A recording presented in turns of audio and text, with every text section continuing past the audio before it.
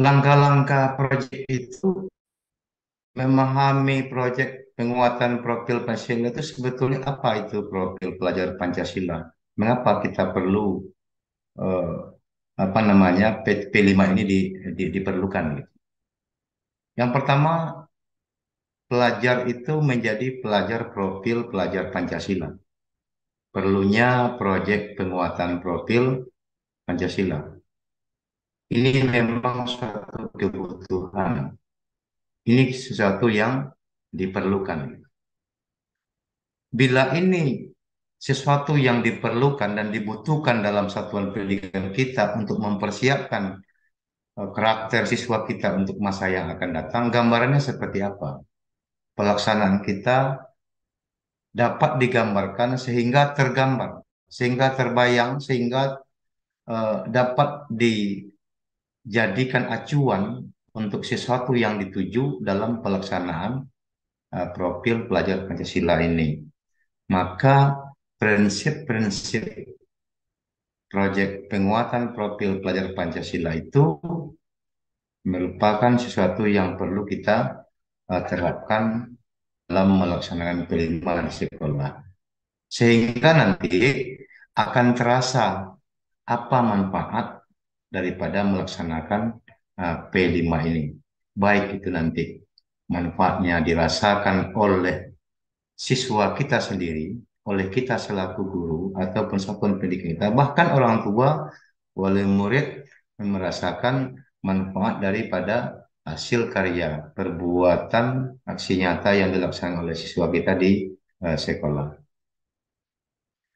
Menyiapkan ekosistem sekolah itu budaya satuan pendidikan seperti apa yang perlu dipersiapkan sehingga proyek dapat dilaksanakan. Lalu apa saja peran komunitas di sekolah kita dalam pelaksanaan proyek? Tentunya kita mesti membangun budaya satuan pendidikan yang mampu menerapkan proyek penguatan profil pelajar Pancasila, memahami peran peserta didik, peran kita selaku pendidik, dan perannya satuan pendidikan dalam melaksanakan proyek penguatan pelajar Pancasila. Dengan kondisi yang seperti itu, Bapak Ibu yang saya muliakan, mesti kita mampu mendorong, menggerakkan penguatan kapasitas kita selaku pendidik dalam melaksanakan suatu proyek ini. Nah, mendesain proyek penguatan profil Pancasila itu bagaimana tahapan perencanaan proyek dalam mendesain tadi? Bagaimana merancang dan mengembangkan kegiatan proyek? Yang pertama tentu kita memahami alur perencanaan. Alurnya seperti apa? Kita rancang alokasi waktu, dimensi, tujuan dari proyek itu apa? Tentu membentuk tim fasilitator, mengidentifikasi tahapan kesiapan satuan pendidikan dalam melaksanakan P5. Tidak cukup sampai saja kita selaku tim fasilitator proyek perlu menyusun modul proyek, menentukan sub-elemennya sebagai tujuan daripada proyek itu, merancang topik, alur aktivitas, dan asesmen proyek. Kesemuanya ini nanti Bapak Ibu yang saya muliakan, selama 4 hari ini akan dituntas bahkan sampai nanti ke rapor uh, P5 ini. Kemudian, mengelola proyek penguatan profil pelajar Pancasila.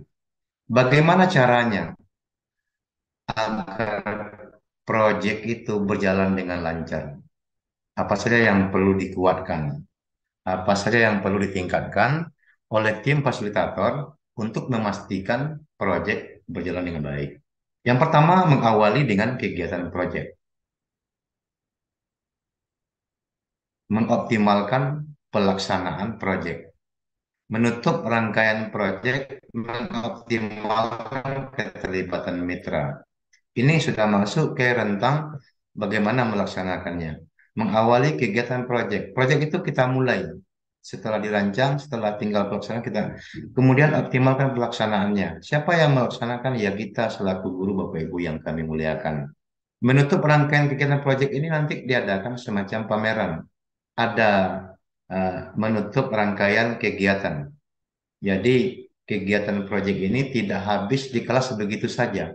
Tapi bagaimana kita dapat mempamerkan hasil karya siswa kita dari hasil pelaksanaan proyek ini. Nah, mengoptimalkan keterlibatan mitra, bila mana kita kurang mampu atau memerlukan usaha dorongan dari pihak lain, kita boleh bermitra. Bermitra dengan siapa yang tidak apa namanya, yang tidak terikat. Bisa saja orang tua wali murid, bisa saja yang peduli dengan pendidikan di sekolah seperti alumni dan lain sebagainya. Selanjutnya mendokumentasikan dan melaporkan kegiatan proyek penguatan profil pelajar Pancasila. Bagaimana mendokumentasikan hasil proyek, bagaimana mengolah dan menyusun pelaporan proyek, mengoleksi dan mengolah hasil asesmen.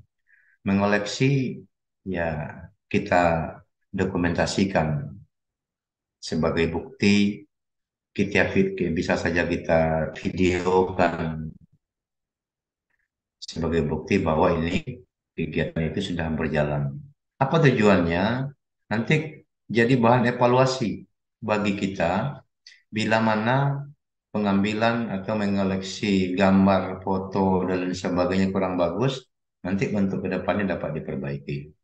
Setelah itu, karena di sekolah itu terbentuk tim fasilitator, maka perlu menyusun rapor proyek penguatan profil pelajar Pancasila. Bapak Ibu, evaluasi dan tindak lanjut proyek penguatan profil pelajar Pancasila ini, bagaimana kita mengevaluasi implementasi proyek? Apa saja tindak lanjut yang dapat dilakukan untuk memperluas dampak, untuk memperluas manfaat suatu proyek itu? Nah, yang pertama tentu kita memahami prinsip-prinsip evaluasi implementasi. Contoh alat dan metode evaluasi implementasi. Nah, dan yang tak kalah pentingnya, bagaimana peran pengawas satuan pendidikan dalam evaluasi proyek. Sehingga nanti ada masukan-masukan dari pengawas satuan pendidikan. Artinya, proses pelaksanaan pembelajaran, baik itu intrakurikuler maupun co-kurikuler di suatu satuan pendidikan, maka peran pengawas satuan pendidikan sangat-sangat dibutuhkan.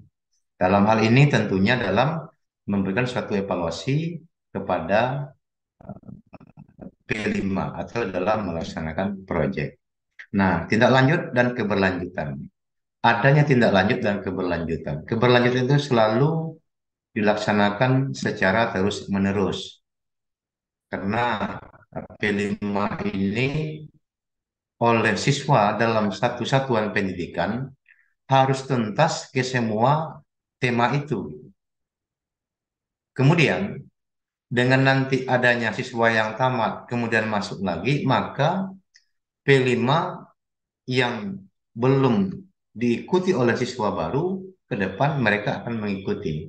Nah, maka kita telah melaksanakan P5 pada siswa yang sekarang dan siswa yang telah lalu, maka siswa yang akan datang dapat menerima persiapan